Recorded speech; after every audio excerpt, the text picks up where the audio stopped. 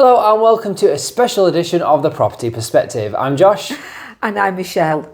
Today we're diving into the findings of the 2025 State of the Lettings Industry Report, which has been compiled by Goodlord, one of our trusted referencing partners. This year's report gathered responses from over 2,750 people, including letting agents, landlords and tenants from across the UK. It's a detailed, honest, clear look at the rental sector, and whilst there are some challenges ahead, there are also some very real positives, especially for landlords who are definitely prepared. Exactly. So let's start with one of the biggest headlines. According to the report, 55% of letting agents say more landlords are leaving the market this year. That figure's risen from 47% last year and 37% the year before. Quite a bit, definitely. So it's a trend that's clearly growing, but it's not necessarily a bad thing for those who remain. What it means is reduced competition, fewer rental homes available, which means tenant demand is stronger than ever, and that's obviously driving up occupancy levels and rents. You've not got properties sat empty for as long. Interestingly, 73% of agents also said that landlords are more cautious than they were a year ago. But being cautious doesn't mean doing nothing. It actually means getting smarter.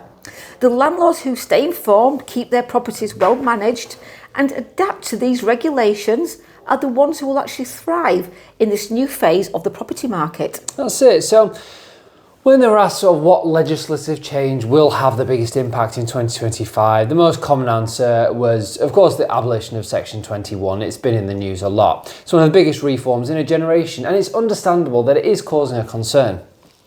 But the reality is that these landlords will still be able to regain possession. They'll just need to use clear legal grounds, such as wanting to sell, move in, or when dealing with arrears, or of course, antisocial behaviour. It's more about follow the process than removing your rights entirely. And that's why documentation is more important than ever.